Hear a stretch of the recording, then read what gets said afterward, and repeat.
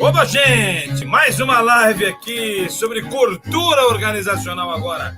2 minutos e eu começo. 2 minutinhos. Vai curtindo a musiquinha aqui. Viva a vida!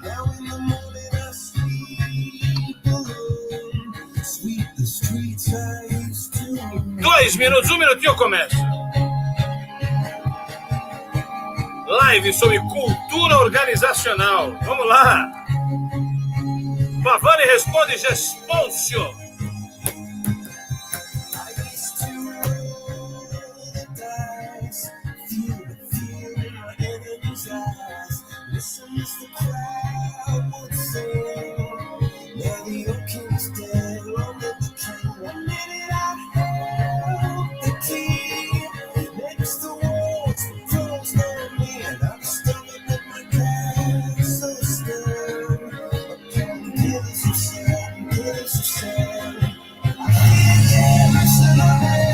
E 1 minuto começando.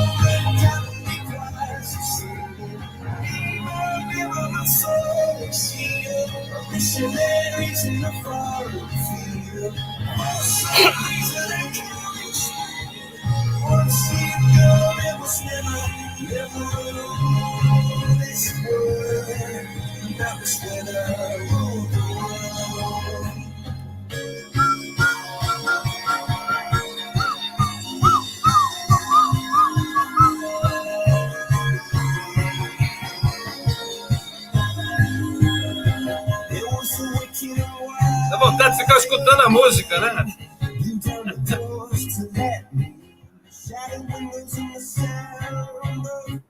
Melhor a música do que a live, não é não?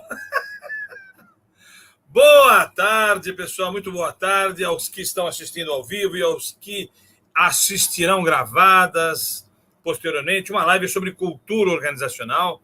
Uma live que eu considero hoje talvez o tema de maior demanda nas organizações hoje é falar sobre cultura organizacional. Cultura organizacional, eu estou aqui com os meus slides, vou passar os slides, mas enquanto os slides passam, eu quero que você fique atento aqui ao que eu vou dizer, cultura organizacional. Na grande maioria das organizações hoje, no passado, a gente entendia que cultura organizacional era aquilo que as organizações deveriam fazer para conseguir pessoas que tivessem um trabalho, uma mente aderente ao que a organização praticava enquanto cultura. Essas literaturas todas que eu coloquei nesse meu slide aqui são todas as literaturas de onde a gente se abeberou para falar um pouquinho sobre cultura e de como nós hoje, na Olho de Tigre, desenvolvemos melhoria ou mudança cultural nas organizações. É basicamente isso que a gente trata hoje nas empresas, com base nesse referencial teórico aí que a gente tem nesses slides, tá? O que é? Vamos entender um pouquinho a ambiência demandante. Eu costumo sempre dizer que texto sem um contexto, ele vira um pretexto, né? Então vamos entender um pouquinho. Hoje nós estamos num ambiente de crise, onde o perigo e a oportunidade se colocam na nossa frente. E esse perigo e essa oportunidade sempre tem uma lógica, né, pela qual... Opa, vou deixar uma musiquinha no final para ficar melhor. A gente vai escolher se a gente prepondera o perigo ou prepondera a oportunidade diante dessa vida, né? O ambiente pela qual as organizações estão se estruturando é um ambiente tão divergente e tão diferente do século passado. A maioria das pessoas que normalmente assistem a minha apresentação, estão no meu público, são pessoas nascidas no século passado. E, portanto, tem um modelo mental do século passado. O que nós temos que fazer nas organizações hoje é verificar qual a cultura que está vigindo, e esse trabalho cultural que vigora, né, que vige na organização, é normalmente um trabalho, um diagnóstico de cultura do século passado, e nós temos que fazer aquelas pessoas aderirem à cultura do século XXI. Isso é um trabalho, se não organizacional, é um trabalho médico, porque é um trabalho que exige da gente um reposicionamento cultural das pessoas e um reprocessamento de modelo mental. Oi, Jéssica, seja bem-vinda.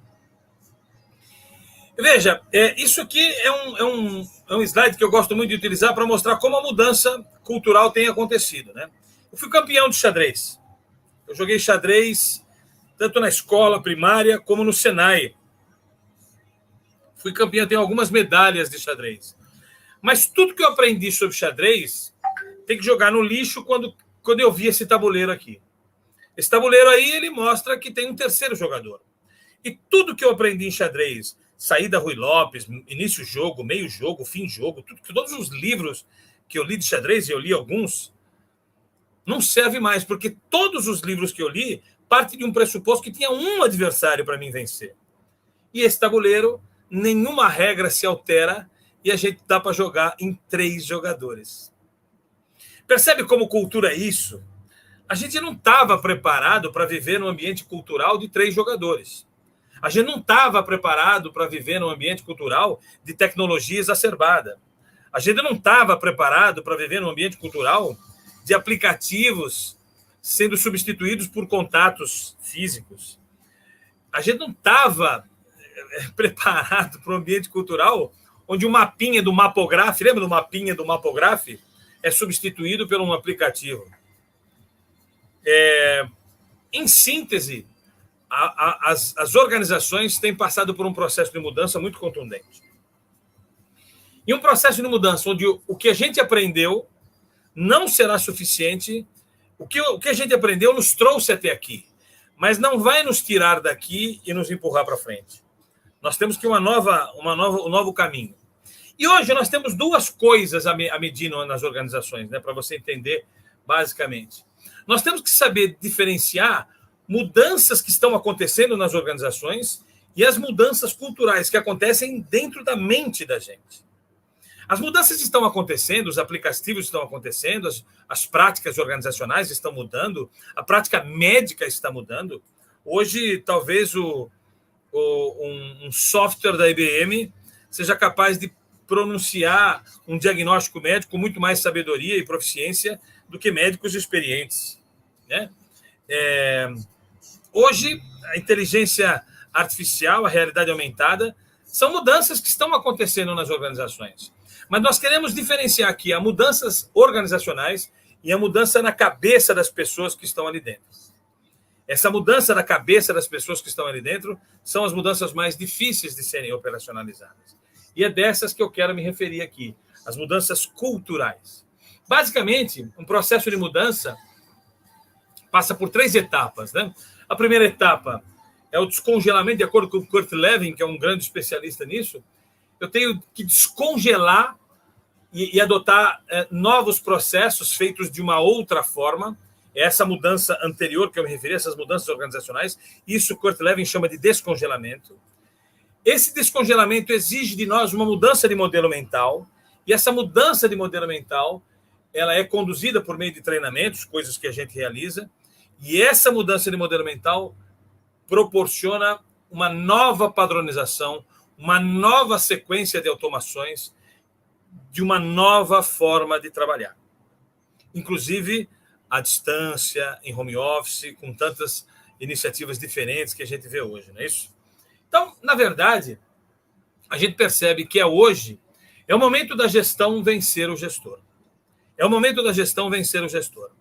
Se somente os gestores são responsabilizados pela primazia da sua gestão, então está aí a prova cabal de que a gestão ainda sequer existe de maneira estruturada. E hoje a gente percebe isso, né? A gestão é a cara do seu gestor. E isso é horrível, do ponto de vista do futurismo que ela impregna, né? A gestão tem que ser a cara da cultura da organização e não do seu gestor. Por isso que a gente fez uma live alguns dias atrás sobre holacracia. Porque um ambiente holacrático exige uma cultura completamente diferente, onde a gente distribui poder e não mais valoriza o poder, né? Segundo Dale O'Connor, de um livro de 1992, o livro é antigo, mas ainda a causa é muito recente, é ainda atual, ele descobre o seguinte: somente 10% das pessoas aceitam as mudanças de imediato. 20% das pessoas aceitam com um pouquinho de esforço, 40% aceitam com muito esforço e 30% delas só aceitam depois que a mudança aconteceu e aconteceu de maneira bem sucedida. O grande problema é que a grande maioria das pessoas, mais de 90%, sequer empreende algum esforço para compreender a mudança e os seus motivos, os seus mecanismos. É isso que o trabalho de cultura organizacional vem a propor. Quais são os conceitos de cultura, né? O conceito de 1832, né? Esses dois autores aí, Edward Burnett Taylor e Francis Uriboas, eles definiram em 1877 que cultura é um conjunto complexo dos saberes, das crenças, da arte e das leis, da moral, dos costumes e de todos os hábitos adquiridos pelo homem enquanto membro de uma específica comunidade, sociedade. Isso foi evoluindo muito, muito. E em 1986, o principal autor, né, Edgar Schein, que fala hoje sobre cultura, cultura é formada pelo conjunto de pressupostos básicos que um grupo inventou. Alguém inventou um pressuposto. Inventou por quê? Porque ele descobriu ou aprendeu a lidar com os problemas de adaptação que estavam ali emergentes na sua realidade. E que funcionaram bem o suficiente para serem considerados válidos. E aí que está o problema. Ensinados aos novos membros, como forma correta de perceber, pensar e sentir com relação a esses problemas. Na verdade, era a forma como naquele ambiente, se estruturou para entender e conviver ou resolver um determinado problema. Era, na verdade, o que se descobriu na época, o paradigma daquele momento. Hoje, 2005, né, Caroline Taylor, talvez uma das mais prominentes, proficientes e proeminentes autoras sobre cultura hoje, que eu mais gosto, ela diz que é um conjunto de padrões e comportamentos que estão encorajando ou permitindo ao longo do tempo. É o resultado das mensagens que a gente recebeu ao longo do nosso tempo e como que se espera que as pessoas se comportem a partir dessas mensagens. As culturas organizacionais, que é o nosso foco, né, se desenvolvem em quaisquer comunidades de pessoas que passam muito tempo juntas, que são unidas por algum tipo de afinidade, rotinas, necessidades ou valores comuns. Na verdade, quando o dizer e o fazer não estão alinhados, e infelizmente normalmente não estão, é isso que a gente mais percebe, é o fazer que caracteriza a cultura.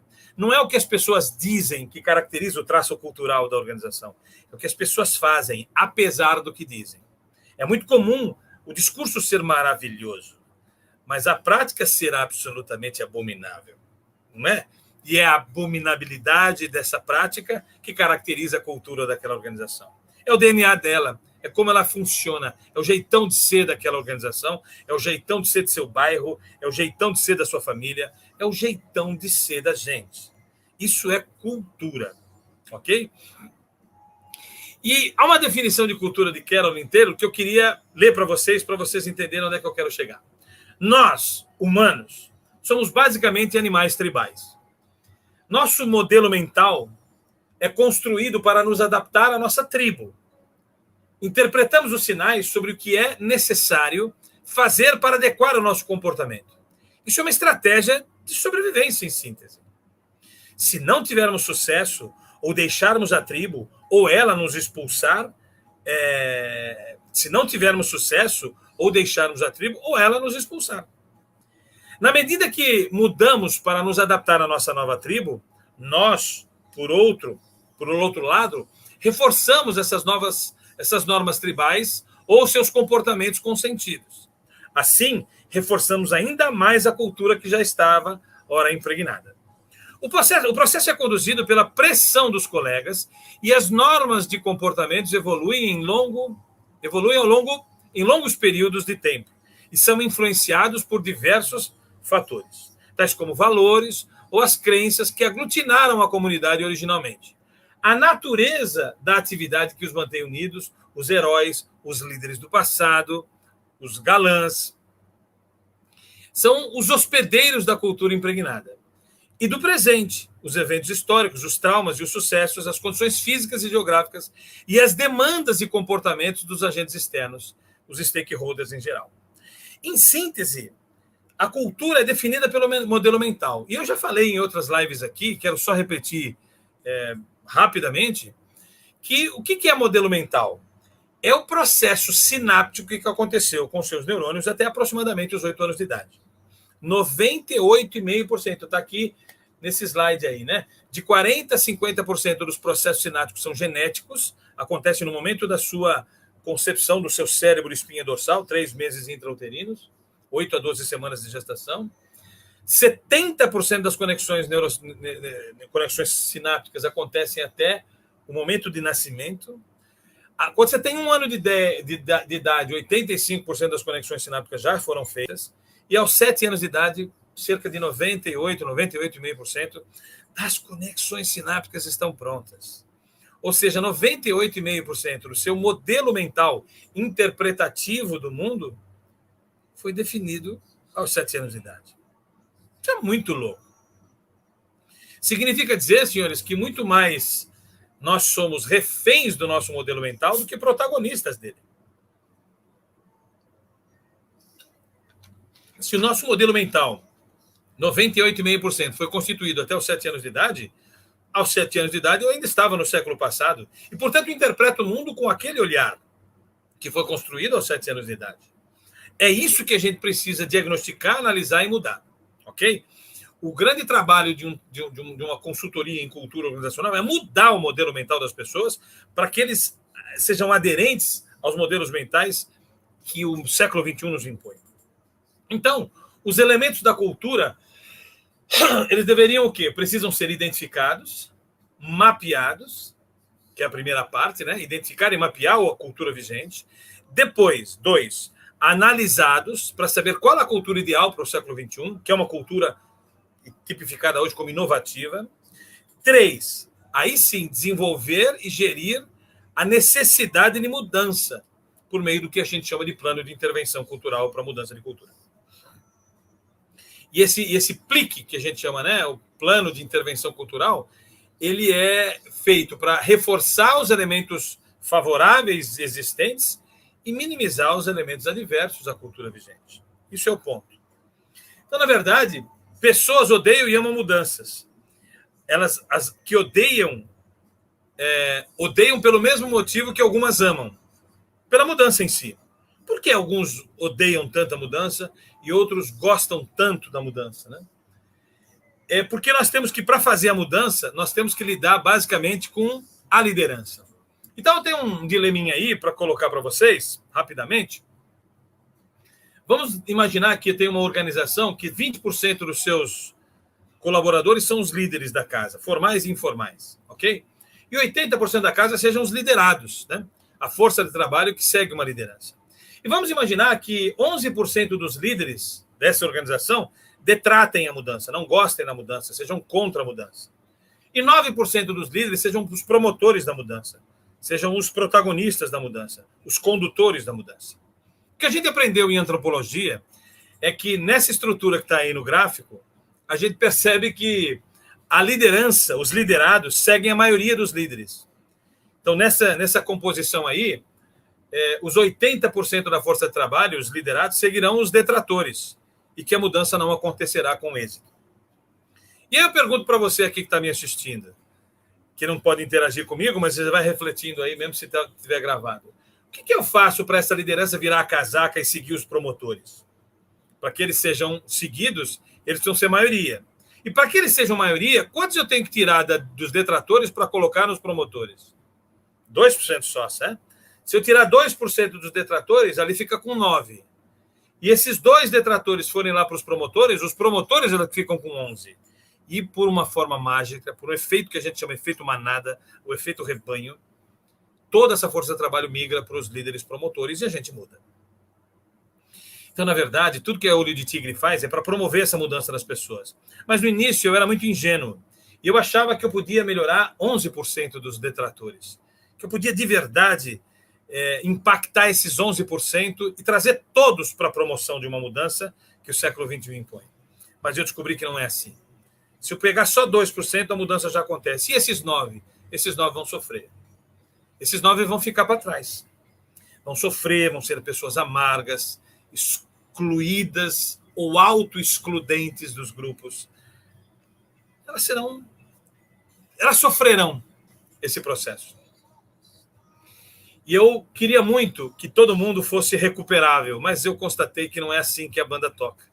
A gente vai convidar as pessoas para se recuperarem, para se reinventarem de dentro para fora, mas são muito poucos aqueles que se desafiam a viver uma experiência efetivamente transformacional, infelizmente. Então, eu queria recuperar os 11% de detratores, é o que eu queria fazer, é o que a Olho de Tigre se propõe a fazer, mas não é aquilo que dá para fazer, infelizmente. Então, o que a gente percebe? Para mudar o comportamento das pessoas, para que estejam alinhados com a cultura do século XXI, a gente precisa mudar comportamento, a gente precisa mudar símbolos, a gente precisa mudar processos. E essas coisas são visíveis, né? A arquitetura da percepção da realidade, o conhecimento cognitivo, escravo do modelo mental vigente, faz com que a gente só assista o que mudou, mas para mudar o que é visível, nós temos que mudar o que é invisível, que é os pensamentos e as linguagens, são os modelos mentais invisíveis, as crenças e os valores que nós temos, e que, na verdade, nos fazem escravos deles e não protagonistas deles. É muito mais correto dizer que a crença é proprietária de você do que você proprietária da sua crença. Infelizmente, a gente ensina isso na nossa jornada do empreendedor protagonista, e aqui é muito isso, né? O trabalho de mudança interno é o que precisa ser feito para mudar a cultura. Então, o que a gente vê mudando é o topo da árvore. Mas o que a gente não sabe e não entende é que para mudar o topo da árvore, eu preciso mudar as raízes da árvore. É só mudando as raízes que o topo fica melhor ou pior.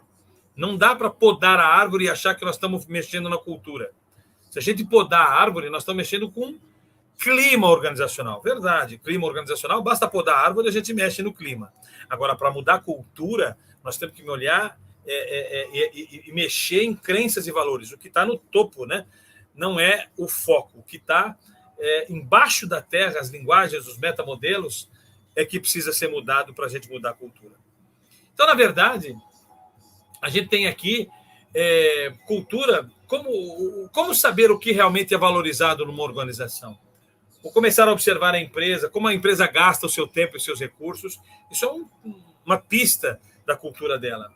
Vou começar, no caso de uma pessoa comum, vou analisar sua agenda, o extrato do seu cartão de crédito. Isso mostra um pouco como é que essa pessoa opera, né?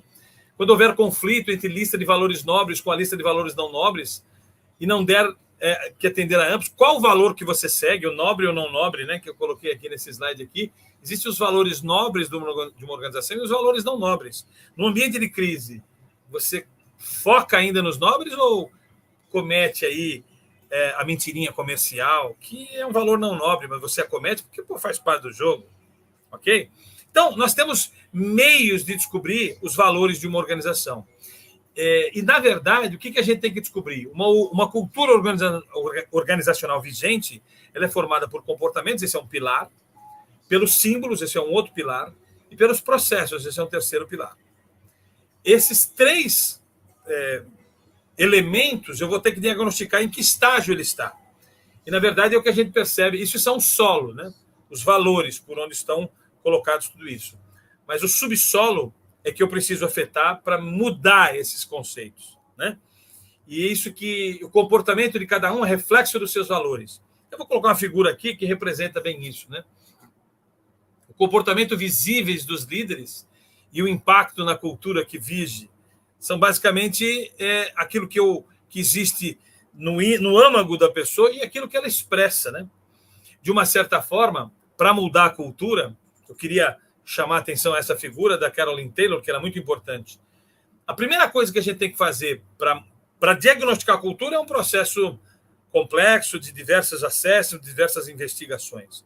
Mas para a gente mudar a cultura, a Caroline diz o seguinte: eu tenho que, primeiro, afetar o ser dos seres humanos.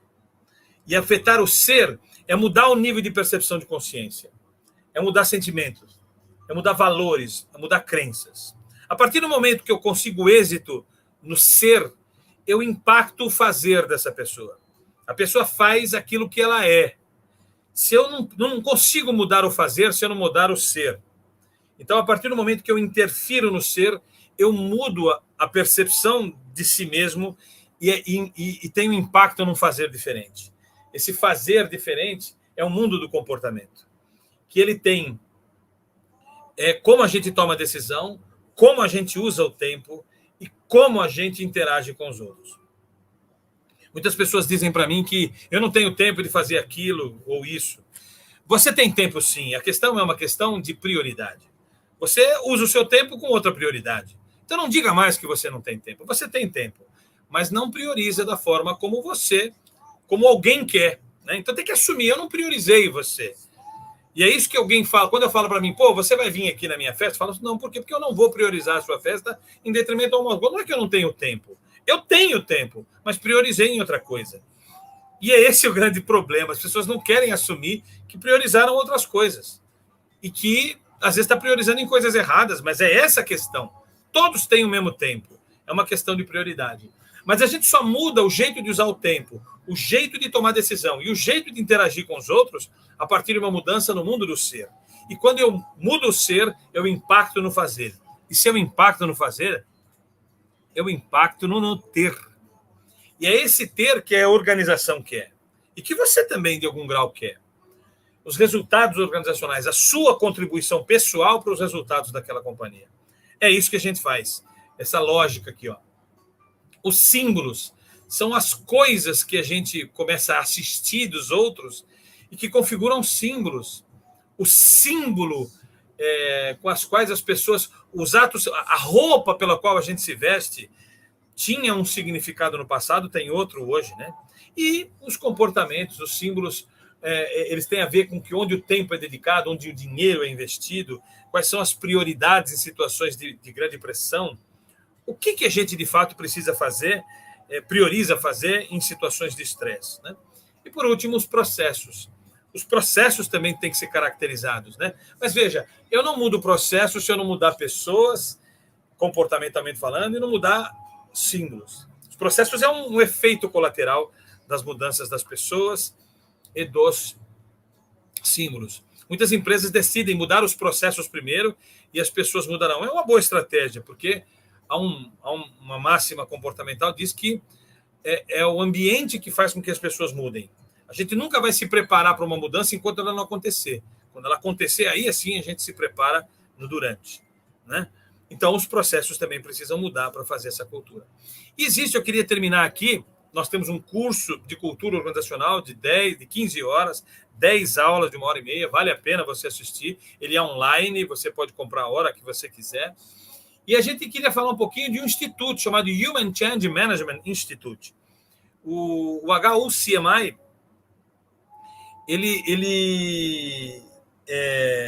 HUCMI, né, a forma de dizer, ele é um instituto que você consegue certificações, né? São essas as literaturas envolvidas para você. É uma titulação, uma certificação que eu detenho.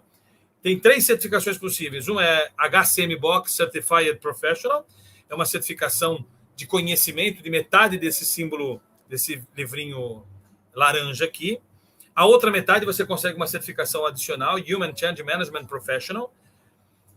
E hoje nós já temos condição, vou fazer a prova para abordagens ágeis, HCMBOK to Agile, que é uma certificação para mudanças em ambientes com técnicas ágeis de mudança. Eu sempre digo que um trabalho, né, para a gente terminar aqui o nosso insight, né, de cultura, quem quiser fazer pergunta pode fazer aqui no chat. O panorama da jornada cultural é basicamente o seguinte: eu tenho que mapear a cultura vigente, eu tenho que ter meios de tipificação da cultura vigente, eu tenho que ter meio para descobrir os traços comportamentais das lideranças formais e informais, por meio de avaliação e autoavaliação. Identifiquei a cultura vigente, agora eu tenho que analisar a cultura ideal. Então, as diversas culturas disponíveis na literatura, a cultura ideal para as organizações do século XXI e para quem adota um pressuposto, um mecanismo de primazia da gestão, e as alternativas que a gente tem para escolher uma nova cultura. Não somente a ideal, mas talvez a possível, diferente da ideal. Ok? E, por último, o plano de intervenção da gestão da mudança cultural. A construção do PLIC, Plano de Intervenção Cultural. Ações para mudança de comportamento, ações para mudança dos símbolos e ações para mudanças do processo.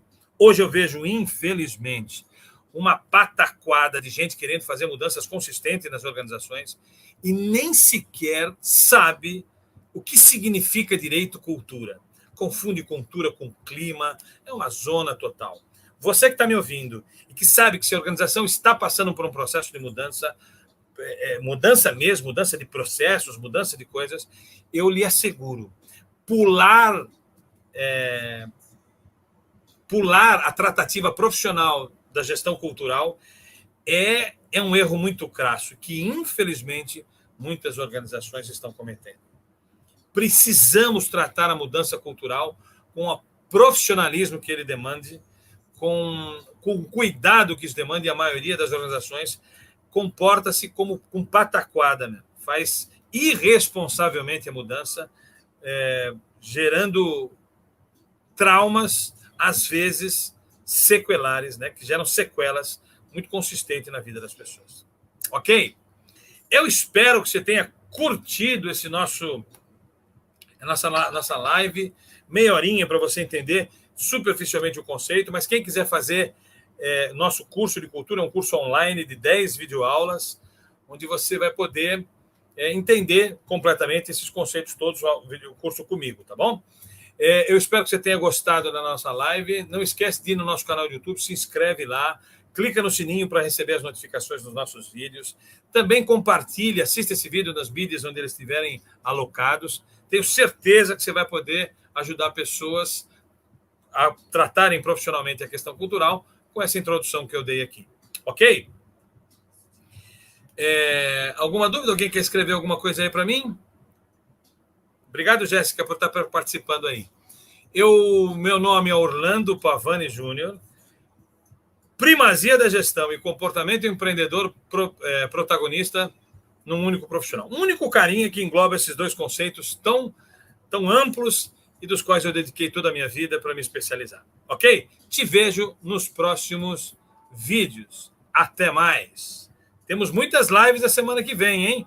Não perde as lives que nós temos. Lives de pessoas que fizeram treinamento, de imersão da gente, lives sobre o RH do futuro, lives sobre... várias lives. São tantas que eu nem sei aqui direitinho quais são de cabeça. Mas fique atento, nós temos muitas coisas para você. Um abraço e até mais.